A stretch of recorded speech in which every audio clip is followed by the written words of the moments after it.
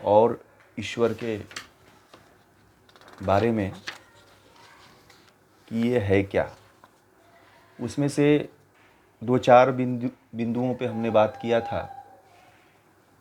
और आगे बहुत अभी ऐसे ऐसे महत्वपूर्ण बिंदु हैं जिनको हमें जानना चाहिए, बहुत ही महत्वपूर्ण बिंदु हैं।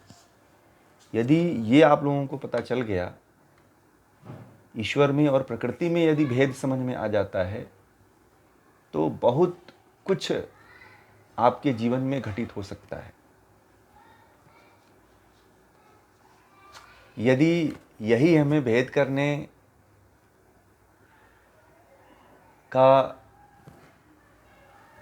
कहीं से स्रोत नहीं मिल पाता है कि ये जो ज्ञान हम ले रहे हैं वह ज्ञान क्या है, कहाँ से आया है, कौन बताया है,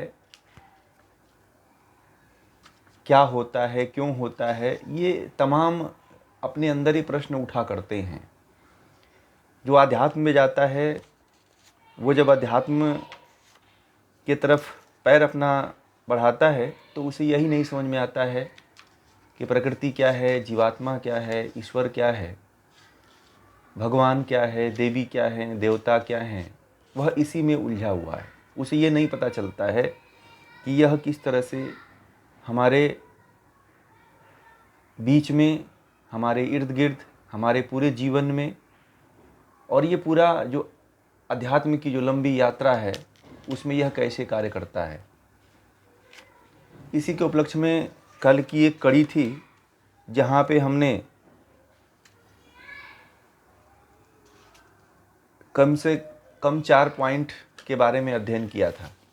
आज जो है हम लोग इसके 5वें बिंदु पे अध्ययन करेंगे कि ईश्वर क्या है और प्रकृति का अस्तित्व हमारे बीच में, हमारे व्यवहार में क्या होता है, कैसे होता है। तो आज जो 5वां हमने पॉइंट रखा है कि परमात्मा अनंत है, अथाह है। परमात्मा क्या है? अनंत है और अथाह है, जिसका कोई थाह नहीं कर पाए, जिसका कोई पता नहीं कर पाए कि यह कहाँ से प्रारंभ हुआ है और इसका कहाँ पे अंत हुआ है। अथाह का तात्पर्य यही होता है। जैसे सागर है तो सागर की गहराई का पता नहीं चलता है, इसलिए सागर को अथाह भी कहा जाता है। इसलिए परमात्मा को भी अनंत और अथाह कहा जाता है। ईश्वर का जो सुख होता है वह अनंत होता है, अथाह होता है, उसकी कोई सीमा नहीं होती है। परंतु जो प्रकृति है, प्रकृति का सुख जो होता है वह अल्प होता है। ये ध्यान रखिएगा कि प्रकृति जो होती है और प्रकृति के जो उपादान कारण है जिनसे हम घिरे हुए हैं, उनका जो सुख होता है वह अल्प होता है, बहुत ही जल्दी समाप्त होने वाला होता है। अभी मिलता है, कुछ देर में समाप्त हो जाता है, ऐसा उनका सुख होता है। इसलिए हमें उस परमात्मा की तरफ ही अपने आप को मोड़ना चाहिए। बाकी प्रकृति के जो भी पदार्थ हैं वह उनका सुख बहुत क्षणिक होता है। सुख तो मिलता है, आप किसी भी संबंध को जोड़ करके देख लीजिए, उसमें क्षणिक सुख ही मिलता है। प्रकृति के किसी भी पदार्थ को आप ले लीजिए तो उसमें क्षणिक ही सुख मिलता है।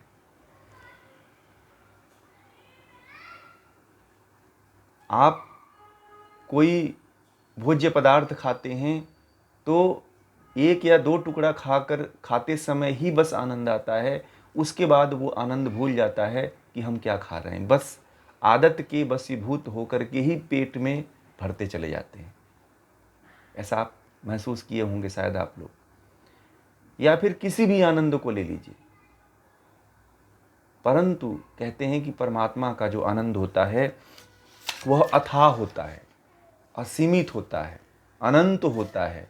उसको आप कितना भी लेते जाओ तो वह उससे मन नहीं भरता है और उसकी सीमा ही नहीं समाप्त होती है। आप कितना भी लेते जाओ बढ़ता ही जाता है।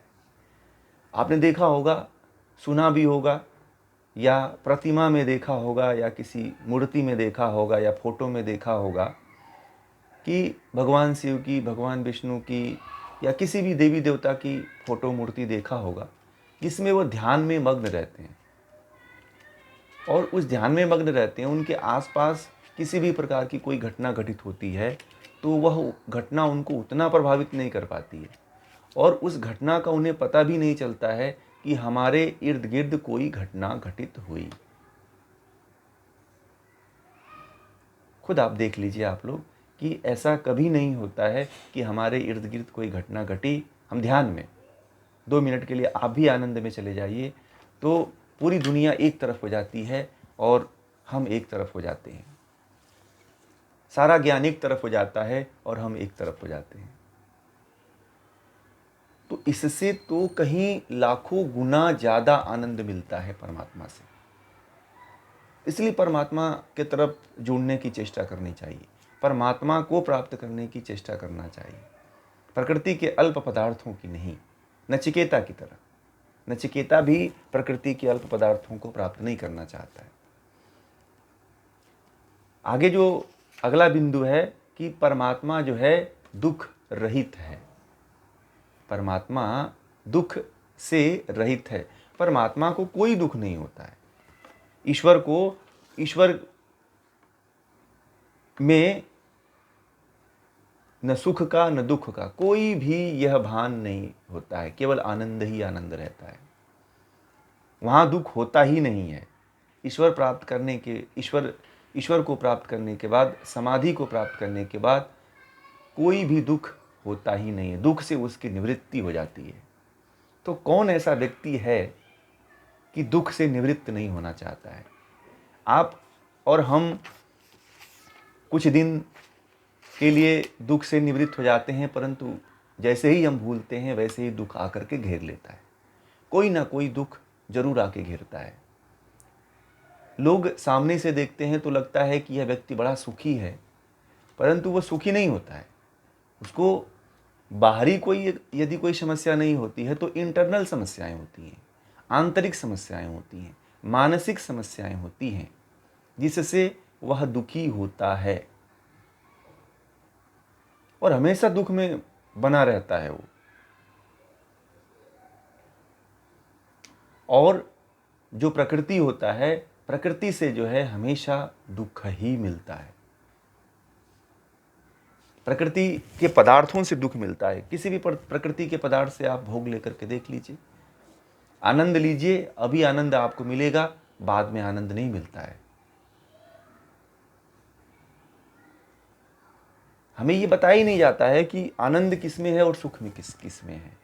यदि हमें तुलनात्मक यदि ज्ञान हमें प्राप्त हो जाए, यदि यह हमें इसकी जानकारी हमें हो जाए तो हम विकल्प का चुनाव सही कर पाएंगे। होगा कि नहीं होगा? हमारे पास कोई विकल्प ही नहीं बताया गया है। हमें तो यही बताया गया है कि बस यह प्रकृति है और संसार है और संसार में दुख होता है। जीवन तुमको मिला है तो जीवन में दुख होगा, यही बताया जाता है, यही सिखाया जाता है। यदि आपको कोई कष्ट होता है, कोई दुख होता है, कोई बीमारी होती है, तो घर के जो बड़े लोग हैं, माता पिता, चाचा चाची, जो भी हैं रिलेशन में हैं, वो यही कहते हैं कि अब जीवन है, मनुष्य जीवन है, तो ये तो दुख मिलेगा ही, ये तो झेलना ही पड़ेगा, ये तो सबको भगवान दे रहा है इसलिए तुमको दे रहा है। ऐसी ऐसी बातें लोग करते हैं, बड़ा हंसी आती है, बड़े मज़े से मैं तो कभी कभी देखता हूँ। कभी ये नहीं कहते हैं कि अरे ये जो दुख मिला है इस दुख से छूटा भी जा सकता है। यह बात मैं आज तक किसी भी व्यक्ति के मुंह से नहीं सुना, यहाँ तक कि मैं अपने घर में भी किसी से नहीं सुना, ना ही मैं किसी दोस्तों, मित्रों या किसी अन्य व्यक्ति से भी इस बात को मैंने नहीं सुना। ये केवल मैंने ग्रंथों से ही जाना, ईश्वर की जो अंतः प्रेरणा रही उसी से ही मैंने अनुभूत किया इसको। बाकी किसी के द्वारा मुझे ये बात नहीं बताई गई। परंतु जब हमने विद्वानों के संगति में आए तब हमें ये पता चला कि ये दुख होता है और इस दुख को मिटाया जा सकता है। परंतु हमें ये नहीं मान लेना चाहिए कि दुख को मिटा ही मिटाया ही नहीं जा सकता है। ये तो दुख आएगा। हम लोग जब छोटे थे तो हमें कुछ होता था तो हमें यह कह दिया जाता था कि तो ये तो होना स्वाभाविक है, ये तो इतनी चोट लगती रहती है, इतना इतना कोई मारता था तो उसको गाली देता था तो वो कहते थे कि चुप हो जाओ, सहना पड़ता है। तो इस तरह की बातें हमें सिखाई जाती थी, हमें बताई जाती थी। हमें कभी यह ज्ञान नहीं बताया जाता था कि ये जो दुख है, इस दुख से छूटा भी जा सकता है। ये जो प्रकृति, यह केवल जो हम प्रकृति की वस्तुओं से, प्रकृति से जो जुड़े हुए हैं, इसीलिए हम ये दुख सारे दुख भोग रहे हैं। और दुख के बारे में आप लोगों को बताया था कि 3 तरह के दुख होते हैं। एक आदि भौतिक, आदि दैविक, आध्यात्मिक। ये 3 तरह के दुख जो होते हैं हमेशा आदमी के पीछे लगे रहते हैं, कभी आदमी का साथ नहीं छोड़ते हैं जब तक कि यह शरीर रहती है। ऐसा है। और महर्षि पतंजलि ने तो ये कह दिया कि प्राकृतिक पदार्थों का यदि आप सुख लेते हो तो परिणाम दुख, ताप दुख, संस्कार दुख और गुण वृत्ति निरोध दुख से आपको गुजरना पड़ेगा। आप लोगों को पीछे पढ़ाया था मैंने योग दर्शन में, इस बात को बहुत अच्छी तरह से गहराई से बताया है, उसको वहाँ से आप लोग जान लीजिएगा। तो यह जो दुख है वह झेलना ही पड़ेगा। संस्कार का भी दुख झेलना पड़ता है। जो आप जीवन जी रहे हो, आप सोच रहे हो कि ये जीवन चलो ये बीत रहा है। कुछ लोग ये बात कहते हैं ना कि ये जीवन तो बीत रहा है, कुछ दिन बाद ये भी जो दुख मिल रहा है वो भी बीत जाएगा, जो सुख मिल रहा है वो भी बीत जाएगा। तो ये जो बीतने वाली जो बात कहते हैं, उनको ये नहीं पता होता है कि इस बीतने के पीछे संस्कार खड़ा हो रहा है। ये जो बीतने वाली जो बात कहते हैं लोग, उस बीतने के पीछे एक बहुत बड़ा संस्कार होता है। एक संस्कार का बहुत बड़ा समूह होता है जो हमारे पीछे लगा रहता है, और वह संस्कार का जो समूह है हमें बार बार दुख देता रहता है। हम बार बार उस संस्कार के समूह से दुखित होते रहते हैं, परंतु फिर भी हमें यह ज्ञान होता ही नहीं है कि हम इसे छूटे क्यों। हमें कहीं कुछ पता ही नहीं चलता है कि हम क्या करें। फिर हम किसी के दया के पात्र बनने की कामना में रहते हैं कि कोई व्यक्ति आए और हमें बचा ले। ये कब तक याचना करोगे आप कि भगवान कृष्ण आए और हमें बचा लें, भगवान राम आए और हमारी रक्षा कर लें? इससे कब तक बचोगे? पुलिस आए और हमारी रक्षा कर ले? ये तो इस तरह का यदि जीवन रहा तो आप कभी भी दुख से नहीं छूट सकते हो। दुख से छूटने के लिए परमानेंट सॉल्यूशन खोजिए, और वह परमानेंट सॉल्यूशन है ज्ञान। बिना ज्ञान के कुछ भी नहीं प्राप्त कर सकते हो। मैं तो ये बार बार कहता हूँ कि बिना ज्ञान के भक्ति भी नहीं होती है। जो कुछ लोग कहते हैं कि भक्ति बड़ा आसान है, कलयुग में भक्ति कर लो, परंतु उनको ये नहीं पता होता है कि बिना ज्ञान के भक्ति भी नहीं होती है। भक्ति किसकी करोगे आप? लोगों को पता ही नहीं है कि हम जिसकी भक्ति कर रहे हैं उसके बारे में हमें पता ही नहीं है वो कौन व्यक्ति है। मैंने एक व्यक्ति से पूछा, वह भगवान राम का जप करते थे और भगवान राम की पूजा किया करते थे। तो संयोग से मैं एक बड़ा ही मंदिर में था, तो मंदिर के पास ही में बैठ कर के मंदिर के आसपास में वो पूजा किया करते थे। तो मैंने उनसे पूछा कि आप भगवान राम की पूजा करते हो, भगवान राम के बारे में जानते हो? तो वह बोले कि नहीं, उतना तो मुझे नहीं पता है, बस हमें तो इतना पता है भैया कि राम राम जप लो, इसी से मुक्ति मिल जाएगी। तो मैंने कहा कि आप भक्ति किसकी करते हो? तो बोले कि बस राम राम बोलते हैं। तो मैंने कहा कि जब आप राम राम बोलते हो और राम के बारे में न गुण के बारे में पता है, न राम के स्वभाव के बारे में पता है, न राम के चरित्र के बारे में पता है, तो आप किस तरह से भक्ति करोगे? तो मैंने उनको कहा कि रामचरितमानस एक आध बार पढ़ा करिए, सुना करिए, नहीं पढ़ पाते हैं तो। तो बोले कि इतना समय कहाँ है अपने पास, यही भक्ति कर लेते हैं, यही बहुत है। तो मैंने कहा कि आप भगवान को प्राप्त करना चाहते हो कि बस ऐसे ही करना चाहते हो? तो वो बोले कि नहीं, हम तो भगवान को प्राप्त करेंगे और इसी जन्म में भगवान को प्राप्त करेंगे। तो मैंने बोला इस जन्म में तो नहीं प्राप्त हो पाएगी, इस तरह से करोगे आप तो जिनको करते हो, जिनका नाम लेते हो, उनके बारे में आपको पता ही नहीं है कि वह कौन थे, उन्होंने क्या किया, उनका स्वभाव कैसा था, उनका चरित्र कैसा था, वो व्यवहार किस तरह से करते थे, वह लोगों के बीच में क्या उनका व्यवहार था। तो ये ज्ञान तो आपको है ही नहीं है, पहले ये तो ज्ञान आप लो। तो बोले नहीं, हमको इतना समय नहीं है, इतना समय है कि बस नाम ले लेते हैं, इसी से हमारी मुक्ति मिल जाएगी। तो ऐसी स्थिति है लोगों की, हमारी भी कुछ ऐसी ही स्थिति है। हम अपने आप को निरा आध्यात्मिक कहते फिरते हैं, लोगों से ये कहते फिरते हैं कि हम तो धार्मिक लोग हैं, हम तो ज्ञानी लोग हैं, हम तो पंडित लोग हैं। परंतु पंडित का अर्थ ही नहीं पता है हमें कि पंडित का तात्पर्य क्या है, ज्ञानी का तात्पर्य क्या है, भक्त क्या तात्पर्य क्या है और ईश्वर का तात्पर्य क्या है। इसीलिए मैं ये जो श्रृंखला चला रहा हूँ योग संवाद का, कि उसके माध्यम से आप लोगों को ये पता चले कि हम जिस तरफ जा रहे हैं वो है कौन। पहले तो ये जानना चाहिए ना, आपको हम केवल कह दें कि आप ईश्वर के मार्ग पे चलो, उपनिषदों के मार्ग पे चलो, योग के मार्ग पे चलो, हठ योग के मार्ग पे चलो, और आपको पता ही नहीं है कि जिस मार्ग की तरफ जा रहे हैं वो कौन सा मार्ग है, वह किस व्यक्ति ने उस मार्ग को बनाया है, और वह व्यक्ति जिसने बनाया वो है कौन, तो आप किधर चलोगे? फिर तो कहीं भी मोड़िया जाओगे, इधर से उधर, कभी इधर जाओगे, कभी उधर जाओगे, कभी इस रास्ते पे जाओगे, कभी उस रास्ते पे जाओगे। आज हमारी आपकी स्थिति यही तो है। हम कहाँ संतुष्ट हो पाते हैं? लोग संतुष्ट नहीं हो पाते हैं ना। कभी यहाँ जाते हैं, कभी इस धर्म में जाते हैं, कभी उस धर्म को अपनाते हैं, कभी इस पंथ को अपनाते हैं। क्यों? क्योंकि लोगों को वास्तविक ज्ञान पता ही नहीं है, वास्तविक अध्यात्म पता ही नहीं है कि किस तरफ चलना चाहिए।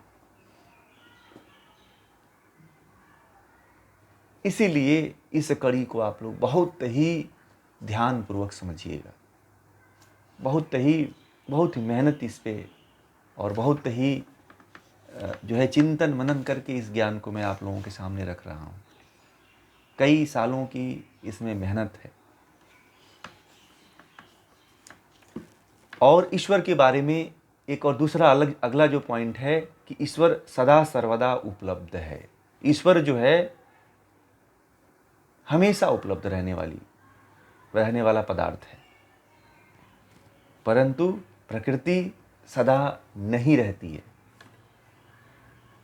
आज से 10 साल पहले जिस तरह का वातावरण आपने अपने गांव में देखा था, वैसा अब उसी गांव में आप चले जाइए, वैसा वातावरण और वैसा माहौल और वैसा स्थिति नहीं मिलेगी। क्यों? क्योंकि प्रकृति परिवर्तनशील है, ईश्वर परिवर्तित नहीं होता है। प्रकृति बदलती रहती है, प्रकृति आज कुछ और है, कल कुछ और हो जाएगी, परंतु ईश्वर वही रहता है, सदा सर्वदा उपलब्ध रहता है।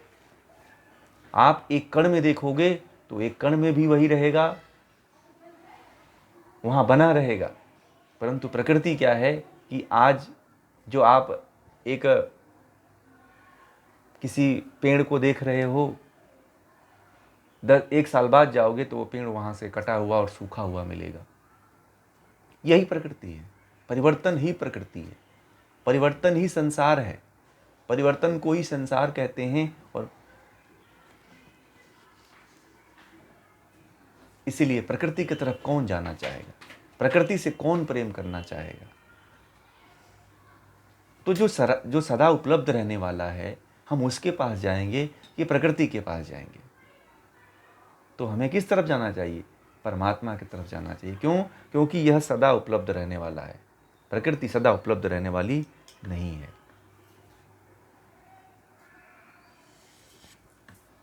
और जो परमात्मा होता है बाह्य साधनों की इसको अपेक्षा नहीं होती है। कहते हैं कि परमात्मा को किसी बाह्य साधन की आवश्यकता नहीं होती है, परंतु प्रकृति को किसी बाह्य साधनों की अपेक्षा रहती है। बिना किसी बाह्य अर्थात बिना, जैसे कि बिना बाह्य साधन, जैसे पत्नी पुत्र, है ना, गाड़ी बंगला, ये इनका संबंध है, ये इनका कोई ना कोई साधन है। धन संपत्ति, भोजन वस्त्र आदि के बिना नहीं मिलता है। प्रकृति के जो भी पदार्थ हैं ये एक दूसरे से क्या हैं, अपेक्षा रखते हैं। धन से ही आप कुछ प्राप्त कर सकते हो, धन न रहे तो प्रकृति के किसी अन्य पदार्थ को आप नहीं प्राप्त कर सकते हो। परंतु जो परमात्मा की तरफ पहुंच जाता है उसे किसी दूसरे की अपेक्षा नहीं रहती। हम तो यहाँ पे यदि हम कोई कर्म न करें तो हमें भोजन नहीं मिलेगा, हम कहीं नौकरी न करें, हमें कोई व्यवसाय न करें, हम कोई धन नहीं इकट्ठा करें तो कल हम भोजन नहीं कर पाएंगे। तो प्रकृति जो है किसी न किसी पे निर्भर है, प्रकृति का हर पदार्थ किसी न किसी पे निर्भर है। पशु जो है मनुष्य पे निर्भर है, मनुष्य जो है प्रकृति पे निर्भर है। यदि प्रकृति में अनाज, फसल, सब्जी, फल फूल न उगे तो क्या खाएगा मनुष्य? मनुष्य भी निर्भर है। धन न रहे तो आप बाजार से कुछ सामान नहीं खरीद सकते हो, एक स्थान से दूसरे स्थान पे आप जा नहीं सकते हो। यदि ट्रेन न हो तो आप जो है यात्रा नहीं कर सकते हो।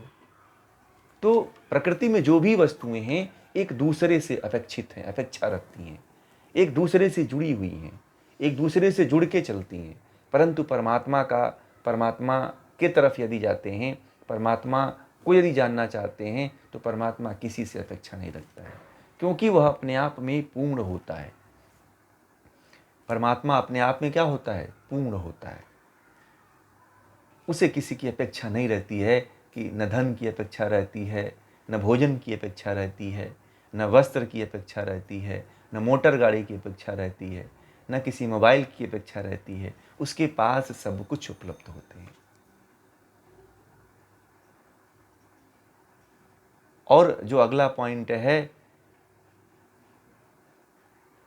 ईश्वर जो है स्वस्थ करता है।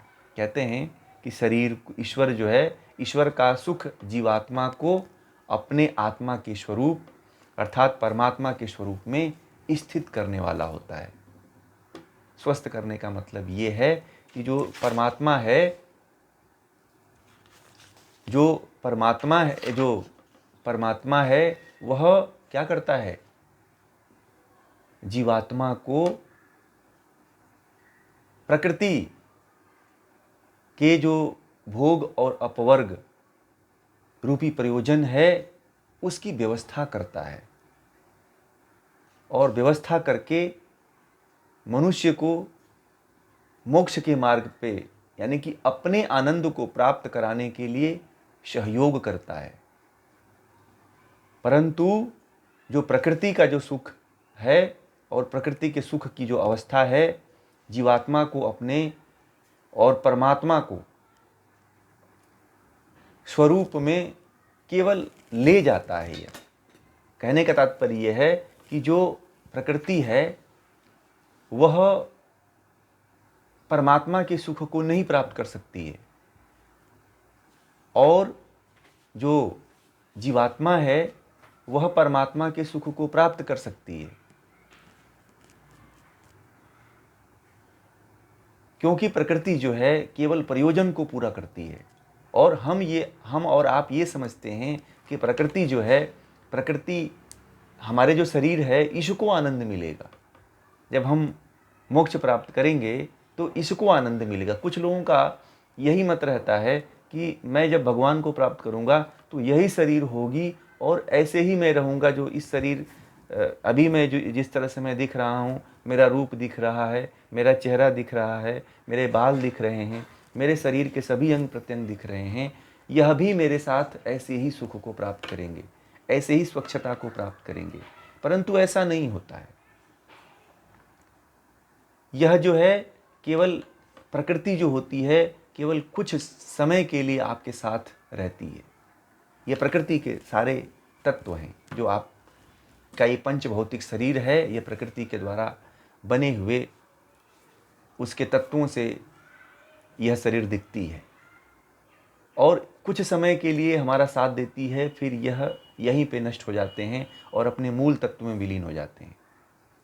परंतु जो जीवात्मा है, यदि वह परमात्मा की संगति करता है तो वह कभी नष्ट नहीं होता है, बल्कि परमात्मा जो है उसे अपनी कृपा का पात्र बनाता है और उसे अपने जैसा आनंद देता है, और उस आनंद में वह जीवात्मा जो है निमग्न रहती है, सदा आनंद में निमग्न रहती है, आनंद लेती रहती है।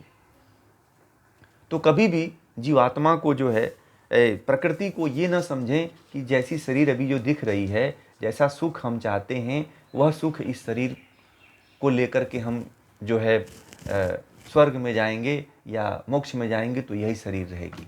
ऐसा नहीं होता है। मोक्ष में जाने के बाद भी शरीर का कोई एक छोटा सा अंश, एक सेल भी नहीं जाता है हमारे साथ। ये शरीर सेल भी यहीं छूट जाता है। शरीर का एक एक पंचभौतिक शरीर अपने मूल प्रकृति में विलीन हो जाता है। केवल जीवात्मा ही परमात्मा के आनंद को अनुभूत कर पाती है। इसलिए जीवात्मा के लिए काम होना चाहिए, परमात्मा के लिए काम होना चाहिए, प्रकृति के लिए काम होना नहीं चाहिए।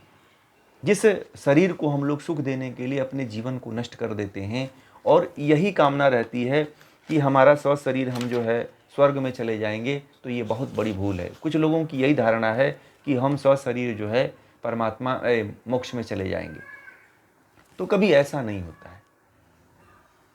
केवल परमात्मा तक जीवात्मा ही जाती है।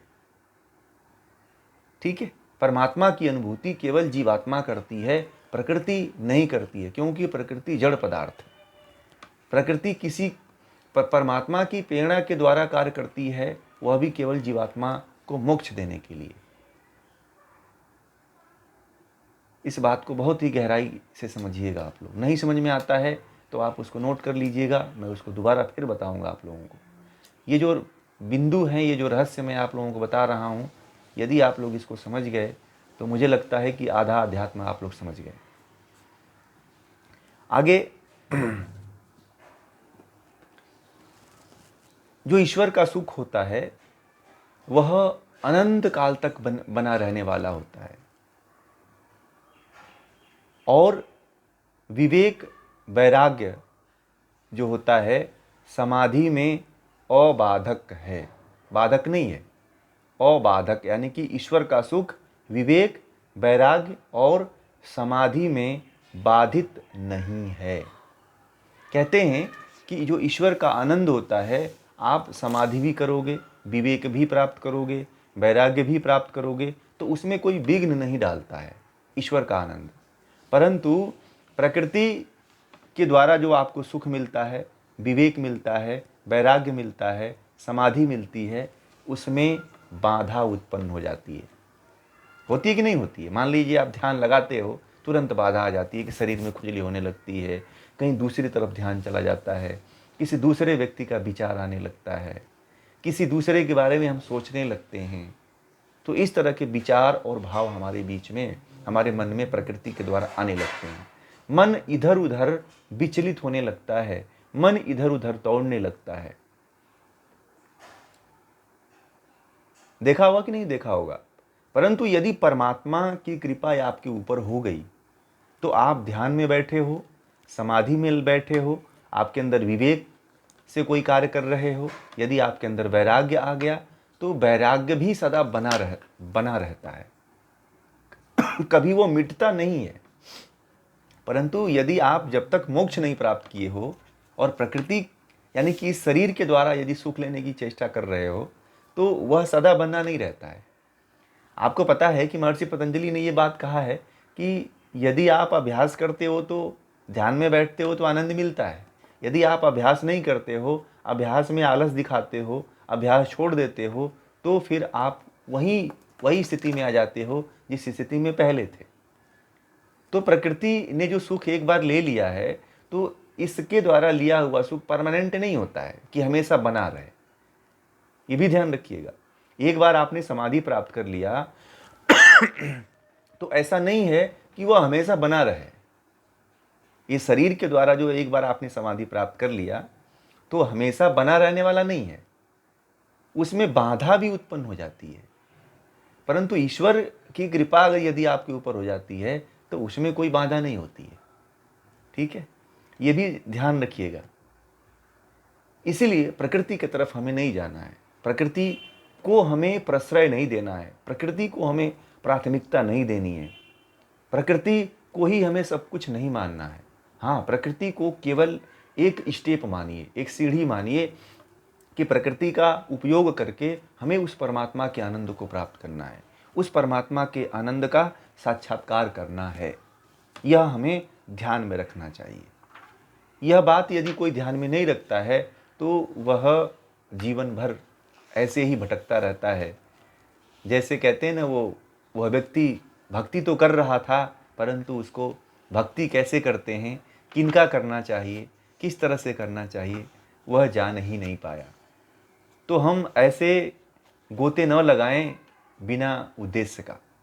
हमें हमारे पास हमारा उद्देश्य ज़रूर होना चाहिए कि हम गोता लगा रहे हैं तो हमको कहाँ जाना है, कितने दूर तक तैरना है, ये हमें आना चाहिए, हमें पता होना चाहिए, हमें ज्ञान होना चाहिए। तो ये जो अभी कड़ी है, अभी इसमें बहुत से पॉइंट हैं जो आप लोगों को बताना है। मैंने जो है कम से कम जो है इसमें 20 से 22 पॉइंट अभी बना के रखे हैं, जिसमें से अभी मैंने आप लोगों को